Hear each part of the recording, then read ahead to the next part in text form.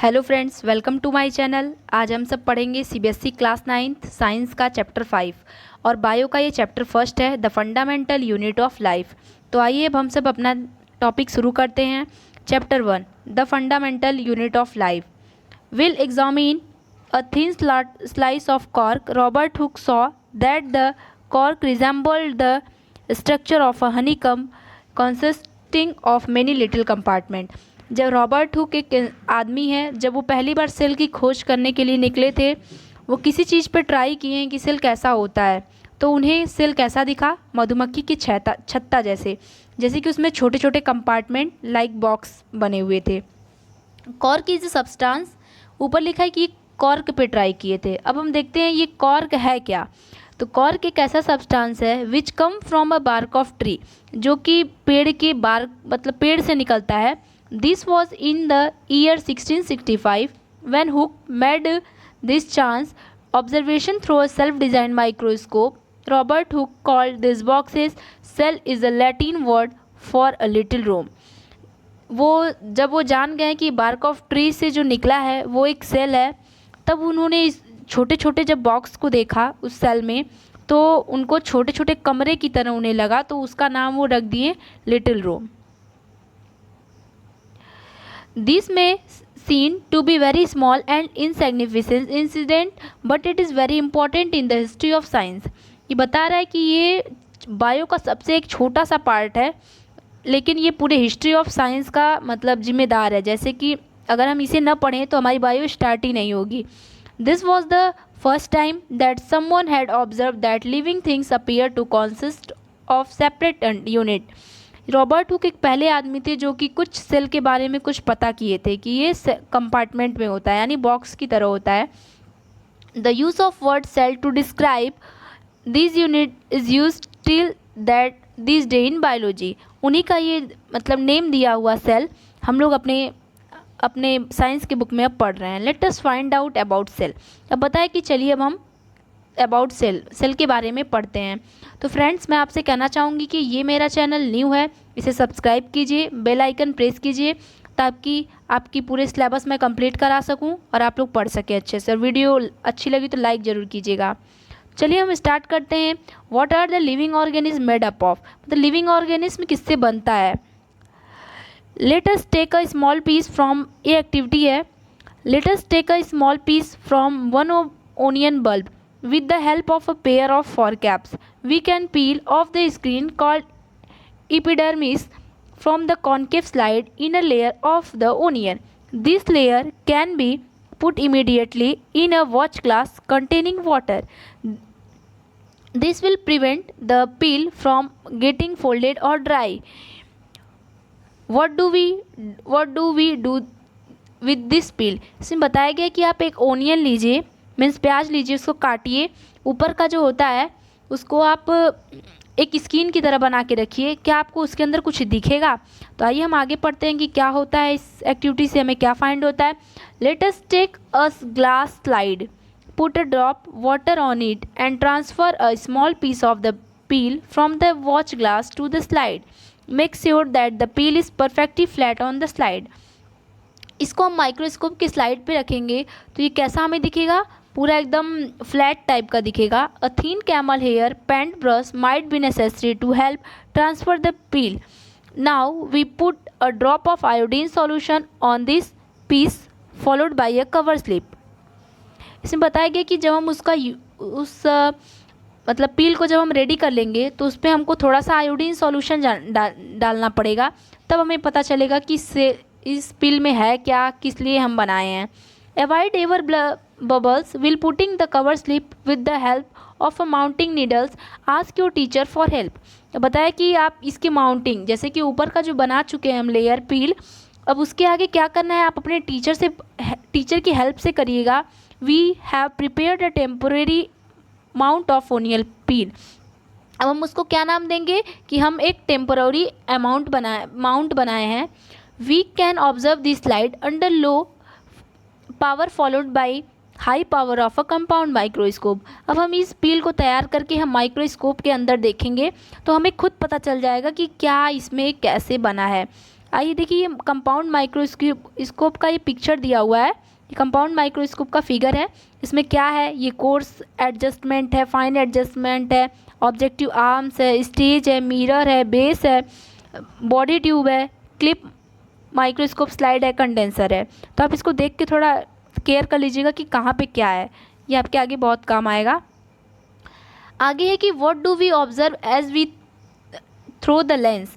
अब हम जब हम लेंस का यूज़ किए हैं माइक्रोस्कोप का, तब हमें क्या पता चला है।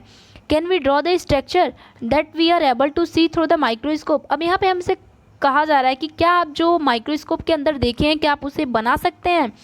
डज इट लुक लाइक, अब वो बना के दिखाया है कि हमें माइक्रोस्कोप के अंदर कैसी वो ओनियन पील दिखेगी।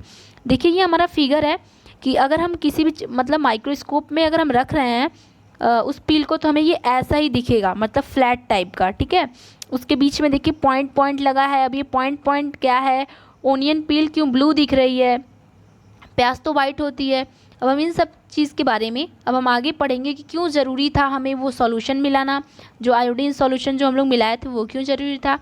तो आइए देखते हैं। We can try preparing temporary amount of peel onion of different size. अब हम देखेंगे कि जो पील है उसमें जो अलग अलग टाइप के जो माउंट है, यानी जो कंपार्टमेंट है बीच बीच में जो ब्लॉक टाइप का बना है, what do we observe, do we see similar structure और डिफरेंट स्ट्रक्चर। अब यहाँ पे बताया गया है कि क्या वो सब एक साइज के थे या फिर अलग अलग साइज के हैं।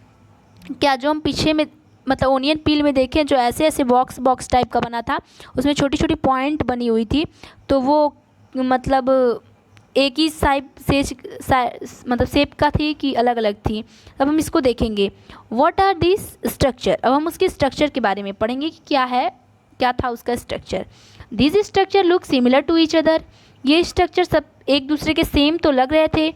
Together they form a big structure like an onion bulb, और ये कुछ स्ट्रक्चर इसका बड़ा लग रहा था। We find from this activity onion bulb of different size have similar small structure visible under a microscope. यहाँ पे बता रहा है कि साइज़ तो अलग अलग थी लेकिन कुछ डिफरेंस भी लग रहा था। मतलब जब हम ऐसे से बनाया हुआ जब देखे थे तो कोई छोटा लग रहा था, कोई इतना ही छोटे में आ गया, कोई बड़े में आ गया, तो इसमें थोड़ा बहुत डिफरेंस था। The cell of onion peel will all look the same regardless of the size of the onion they came from.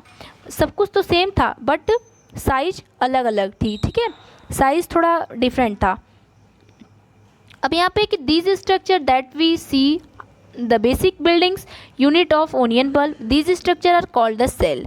क्या बताया गया कि जो हम मतलब छोटी छोटी यूनिट, मतलब ये हमारी छोटी छोटी तो यूनिट हुई, ये चीज़ ऐसे ही तो बना था हमारा ओनियन पील, तो इस छोटी छोटी यूनिट को हम क्या नाम दिए हैं, सेल नाम दिए हैं। अब नॉट ओनली ओनियन, केवल ओनियन में नहीं, but all organism that we observe around are made up of cell. However, there are also single cell that live on their own। यह बताया गया कि सिर्फ एक ओनियन में ही नहीं हम सेल पा सकते हैं, सेल हमारी हर जगह हर ऑर्गेनिज्म में होता है। अब चलिए हम इस बॉक्स को पढ़ लेते हैं थोड़ा, ये बॉक्स बहुत इंपॉर्टेंट है, आप इसे लर्न कीजिएगा। तो पढ़ते हैं। Cell was first discovered by Robert Hooke in 1665। हम रॉबर्ट हुक के बारे में थोड़ा सा पहले ही जान चुके हैं कि ये पहली बार सेल के बारे में कुछ बताए थे। He observe the cell in a cork slice with the help of primitive microscope. Primitive मतलब हम एक कह सकते हैं पुराना चीज़, ठीक है, जो पुराने चीज़ जब हम यूज़ करते हैं तो उसका हम प्रिमिटिव बोल सकते हैं।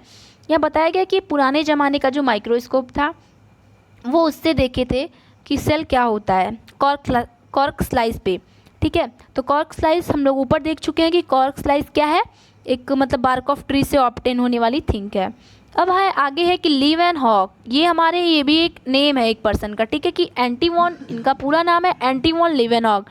यह बताया गया कि एंटीवॉन लीवेनहॉक हैं जो 1674 में with the help of improve microscope, जब हमारा थोड़ा आगे एडवांस हो चुका था तब ये क्या किए थे, discover the free living cell in pond water for the first time. ये पॉन्ड वाटर से एक लिविंग ऑर्गेनिज्म है, ठीक है, मैं आप देखिए लिखा लिविंग सेल, मतलब ये लिविंग ऑर्गेनिज्म से बताए थे कि सेल लिविंग ऑर्गेनिज्म में भी होता है, क्योंकि वो जो रॉबर्ट हुक थे वो तो एक पेड़ के मतलब बार्क ऑफ ट्री से बताए थे ना, तो इसका मतलब वो नॉन लिविंग थिंग्स पे बताए थे और ये लिविंग थिंग्स पे बताए थे। अब यहाँ पे देखिए इट वाज रॉबर्ट ब्राउन, यहाँ पे देखिए रॉबर्ट ब्राउन नाम बताया है, ये भी एक आदमी का नाम है। In 1831 who discovered the nucleus in the cell. तो ये बताए थे कि सेल में न्यूक्लियस भी होता है। जब 1831 का टाइम आया तो यहाँ पे देखिए न्यूक्लियस, ये भी एक सेल का पार्ट है कि हमारा न्यूक्लियस भी होता है सेल में। अब हम न्यूक्लियस क्या होता है, कैसे होता है, उसके बारे में हम आगे पढ़ेंगे। अभी फ़िलहाल इतना ही देखते हैं। अब आगे, Purkinje in 1813 coined the term protoplasm from the fluid substance of a cell. ये पुरकिंजी क्या है, ये भी एक आदमी का ही नाम है। 1839 में ये बताए थे प्रोटोप्लाज्म भी सेल में होता है। इस प्रोटोप्लाज्म का मतलब होता है फ्लूइड, ठीक है, कोई भी वाटर टाइप का सब्सटेंस हो, उस फ्लूइड हो, तो उसको हम प्रोटोप्लाज्म बोलते हैं सेल में। ठीक है, आगे हम पढ़ते हैं कि the cell theory is that all the plants and animals are composed of cell and that the cell is the basic unit of life was presented by two biologists, Skeleton 1838 and Scoven 1839। बताया गया कि दो biologist, मतलब दो आदमी थे, एक का नाम था स्केलेटन, एक का नाम था स्कोवेन। ठीक है, ये बहुत इंपॉर्टेंट है, आप लर्न कीजिएगा इसको, कि ये बताए थे कि बेसिक यूनिट ऑफ लाइफ ये हमारा सेल होता है, मतलब कि हम सेल के बिना कोई भी ऑर्गेनिज्म नहीं रह सकता। ये हमें यही दो पर्सन बताए थे, स्केलेटन और स्कोवेन। आगे है, the cell theory was further expanded by Virchow 1855 by suggesting that the cell arise from pre existing cell with the discovery of the electron microscope in 1940। मतलब कि एक जो वो वर्क्यू, यहाँ पे देखिए लिखा है कि वर्को, ये भी एक आदमी का ही नाम है। 1855 में बताए थे कि मतलब ये जो हमारा सेल है वो लिविंग थिंग्स है। ठीक है, प्री एग्जिस्टिंग मतलब वो भी जिंदा रहता है, सेल भी मरता और जीता है, ये बताए थे ये Virchow. With the discovery of the electron microscope in 1940 it was possible to observe and understand the complex structure of the cell and its various organelles. फिर ये जब जैसे जैसे मतलब वो बढ़ता गया हमारा, इम्प्रूव होते गया माइक्रोस्कोप, तब हमें पता चला कि हाँ, जो हमारा सेल होता है वो कैसे ऑर्गेनेल से कैसे क्या बनता है, स्ट्रक्चर क्या होता है, वो हम बाद में जाने। अब हम यहाँ पे आते हैं कि the invention of the magnify lenses led to the discovery of the microscope world. It now known that the single cell may constitute whole organism as in amoeba. बताया गया कि कुछ ऑर्गेनिज्म के नाम बताया गया है कि हाँ, ये हर चीज़ में पाया जाता है, विदाउट सेल कोई भी चीज़ लिव नहीं कर सकती। अब अमीबा एक एग्जाम्पल दिया है ऑर्गेनिज्म का, क्लेमिडोमोनास है, पैरामीशियम है, बैक्टीरिया है। ये सब देखिए कुछ अलग लेटर से लिखे गए हैं, इसका मतलब ये एक ऐसे ऑर्गेनिज्म है जिसमें सेल के बारे में कुछ बताया गया है, इनका एग्जाम्पल लेके। This organism are called unicellular organism. ठीक है, ये ऑर्गेनिज्म क्या होते हैं, एक सिंगल सेल के बने होते हैं। यूनी मतलब होता है सिंगल, तो ये ऑर्गेनिज्म जो हैं सिंगल सेल के बने हैं। On the other hand many cell group together in a single body, एक ही बॉडी में कई सेल के बने हुए भी ऑर्गेनिज्म होते हैं। And assume different function in it form various body part in multi cellular organism. Multi मतलब होता है मैनी, मतलब कि एक ही बॉडी में कई सेल भी पाए जाते हैं। सच एज फंगी, जैसे कि फंगी हुआ, प्लांट हुआ, एनिमल हुआ, ये चीज़ है एक, लेकिन इनमें सेल ज़्यादा पाए जाते हैं। Can we find out name some more unicellular organism. अब पता है कि हम जो एक सेल से बने हुए मतलब ऑर्गेनिज्म हैं, हम उनका नेम कुछ फाइंड कर सकते हैं। आगे देखिए क्या लिखा है, every multicellular organism has come from a single cell. यहाँ हमें बताया गया कि हर एक ऑर्गेनिज्म हमारा एक सिंगल सेल से आता है। हाउ, कैसे? Cell divide to produce cell of their own kind, all cell thus come from pre existing cell. हर एक सेल एक सिंगल सेल से आता है। जब हम इसको एक एक्टिविटी से समझेंगे, एक्टिविटी है हमारी, we can try preparing temporary amount of leaf peel, tip of root onion और even we peel of onion of different size. बताया गया कि हम जो पीछे जो हम पढ़े थे, आपको याद होगा इस शेप में कुछ था, जो ओनियन पील हम बनाए थे। ठीक है, वो इस शेप में जो था, बीच बीच में जो सर्कल था, उसी की बात बताई गई है कि हम एक पील पीछे तैयार किए थे। After performing the above activity let us see what the answer to the following question would be. यहाँ बताया गया कि जो हम लोग एक्टिविटी कर चुके हैं उसके बारे में कुछ क्वेश्चन पूछा गया है, तो आप इसको अपने हिसाब से आंसर समझ लीजिएगा ताकि आपकी प्रैक्टिस भी हो, क्योंकि आप आगे की जितनी भी एक्टिविटीज़ दी हुई है मैं आपको समझा चुकी हूँ। अब आप आंसर अपने से करने की ट्राई कीजिएगा। आगे है हमारा some organism can also have cell of different kinds. कुछ ऑर्गेनिज्म के सेल अलग अलग तरीके के होते हैं। Look at the following picture. अब नीचे देखते हैं कि एक ह्यूमन बॉडी में कितने तरीके के सेल पाए जाते हैं। तो आइए हम इस पिक्चर को थोड़ा देखते हैं कि क्यों ये क्या क्या है। देखिए हमारा ये स्मूथ मसल सेल, ये भी हमारे एक आदमी के मतलब बॉडी में पाई जाती है। ब्लड सेल भी जो ब्लड में पाई जाती है। स्मूथ मसल सेल हमारी स्टोमक में पाई जाती है, ठीक है। नर्व सेल हमारे माइंड में पाई जाती है। ये सब हमारे मतलब सेल के नाम है कि एक ही ऑर्गेनिज्म में ये सब पाए जाते हैं। फैट सेल जो फैट के लिए काम आते हैं। बोन सेल होता है, ओवम होता है, स्पर्म होता है, ठीक है। ये सब एक सेल में पाए जाते हैं, ये बताया गया है। अब आप समझ चुके होंगे कि एक इंसान या फिर एक ऑर्गेनिज्म एक चीज़ से भी, एक सेल से भी बना होता है और कई सेल से भी बना होता है। अब आगे हमारा आता है कि the shape and size of the cell are related to their specific function they perform. अब बताया गया है कि कोई भी सेल अगर होता है तो उसको अगर काम मिलता है, फंक्शन मिलता है करने के लिए, उसके कैपेसिटी को देख के कि वो कर सकता है या नहीं। Some cell like amoeba have changing shape. Amoeba, देखिए इसको थोड़ा कुछ अलग लेटर्स लिखा गया है कि अमीबा एक ऐसा सेल है जो कि अपना शेप चेंज कर सकता है। In some cases the cell shape could be more or less fixed and peculiar for a particular type of cell. For example, nerve cell have a typical shape. यहाँ बताया गया कि नर्व सेल एक है जो कि अपना शेप नहीं चेंज करता है, वो टिपिकल शेप में रहता है। और यहाँ पे अमीबा को बताया गया है कि वो अपना शेप चेंज कर लेता है। तो इन सबको ऐसी कैपेसिटी कैसे मिलती है, इनके मतलब ये फंक्शन वो परफॉर्म कर पाएंगे कि नहीं, इनकी कैपेसिटी के हिसाब से दी जाती है। आगे हमारा है कि each living cell has the capacity to perform certain basic function that the characteristics of all living forms. How does a living cell perform these basic functions? बताया गया कि एक सेल की हेल्प से कैसे कोई अच्छा फंक्शन परफॉर्म कर लेता है। अब उसके बारे में हम आगे पढ़ेंगे। We know that there are division of labor multicellular organisms such as human being. यहाँ पे division of labor जो वर्ड यूज़ हुआ है, इसका मतलब होता है कि वो काम मतलब कि काम के हिसाब से जो उनका डिवाइड होता है कि वो कहाँ प्रेजेंट होंगे या फिर ये कौन सा काम करेंगे, तो उसके बारे में बताया गया है कि this means that the different part of the human body perform different function. अब हमें ये लगता है कि जो अलग अलग बॉडी होते हैं अलग अलग सबका फंक्शन होता है, ठीक है, अलग अलग पार्ट का अलग अलग फंक्शन होता है। The human body has a heart to pump blood. यहाँ पे एग्जांपल दिया है कि जो ह्यूमन बॉडी का जो हार्ट होता है वो क्या करता है, ब्लड को पंप करता है। अब जो स्टोमक होता है वो डाइजेस्ट फूड करता है, ठीक है। तो अलग अलग चीज़ के अलग अलग काम होता है। Similarly division of labour is also seen within a single cell in many cases.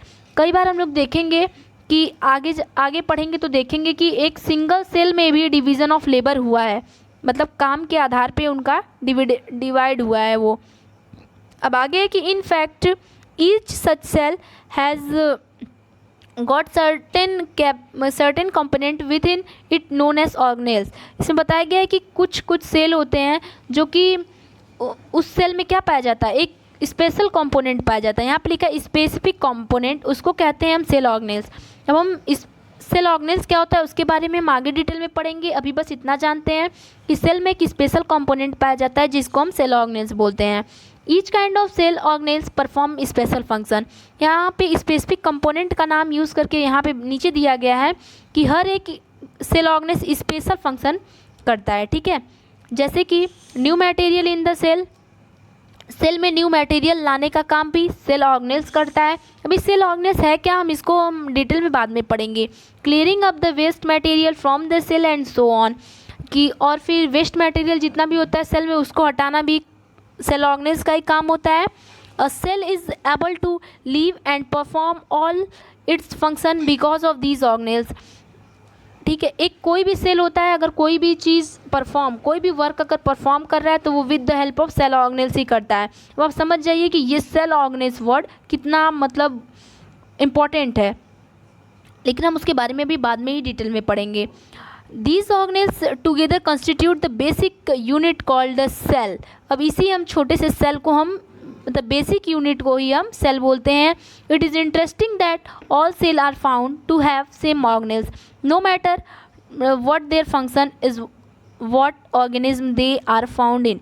Matter ये नहीं करता कि ये कहाँ पाए जाते हैं, ये मतलब ये वर्क वही करते हैं, जैसे कि ये यहाँ प्रेजेंट रहेंगे तब भी वही वर्क करेंगे, वहाँ प्रेजेंट रहेंगे तब भी वर्क करेंगे। इसका मतलब आप एक एग्जांपल से समझिए कि हम ही हैं, अगर हम स्कूल में जा रहे हैं तब भी वैसे ही वर्क करेंगे, घर पे आ रहे हैं तो वही हमारी हरकत रहेगी, बट हम क्या करेंगे, वर्क अपना थोड़ा सा चेंज कर देंगे। रहेंगे तो हम ही ना, वर्क अपना चेंज करेंगे, मम्मी के सामने कुछ और बिहेव, पापा के सामने डर के, तो ऐसा वही बताया गया है कि सेल ऑर्गेनेल्स ही करता है, अब अलग अलग प्लेस पे अलग अलग वर्क अपना करता है। अब आते हैं, हम पढ़ते हैं कि नेक्स्ट टॉपिक है हमारी what is the cell made up of. Cell किस चीज़ से बना होता है, ये बहुत इंपॉर्टेंट क्वेश्चन है, हम इसको आगे हम डिटेल में पढ़ेंगे। What is the structural organisation of the cell, cell का स्ट्रक्चर क्या होता है, किस चीज़ से बना होता है, ये हम पढ़ने वाले हैं। अब देख रहे हैं कि we saw above that the cell has special component called organelles, यही सेल ऑर्गेनेल्स है। अगर सेल में कोई भी स्पेशल चीज़, अगर कोई स्पेशल फंक्शन हो रहा है तो वो with the help of cell organelles होता है। How is a cell organise, cell हमारा कैसे बनता है। If we study a cell under a microscope we would come across three feature in almost, इसे बताया गया कि अगर सेल बनता भी है तो उसमें तीन चीज़ हमेशा हर सेल में पाई जाती हैं। तो आइए हम देखते हैं कि वो तीन चीज़ क्या हैं जो हर सेल में पाई जाती हैं। देखिए, प्लाज्मा मेम्ब्रेन, न्यूक्लियस और साइटोप्लाज्म, ये तीन चीज़ ऐसी हैं कि जो कि हर सेल में पाई जाती हैं, चाहे एनिमल सेल हो या तो प्लांट सेल हो। All activities inside the cell, interaction of a cell with the environment are possible due to this feature. यहाँ पे बताया गया कि अगर इन्वायरमेंट भी अगर हमारा पॉसिबल है तो with the help of cell ही पॉसिबल है। ठीक है, मतलब समझ जाइए आपकी सेल कितना ज़रूरी चीज़ है। तो लेट अस सी हाउ, अब हम देखेंगे कैसे ये हमारा सेल मतलब ज़रूरी है इन्वायरमेंट के लिए। तो ये चैप्टर आपको इंटरेस्टिंग लगा होगा, आई होप। तो चलिए हम इस वीडियो को एंड करते हैं और आगे प्लाज्मा मेम्ब्रेन, अच्छे मेम्ब्रेन मतलब सेल के बारे में पढ़ेंगे। तो इसके लिए आप नेक्स्ट वीडियो ज़रूर देखिएगा। फ्रेंड्स, आपको वीडियो कैसी लगी आप मुझे कमेंट बॉक्स में ज़रूर बताइएगा और अपने फ्रेंड्स को भी शेयर कीजिए। चैप्टर बहुत इंटरेस्टिंग है, अगली वीडियो भी आप ज़रूर देखिए। Thanks for watching my video.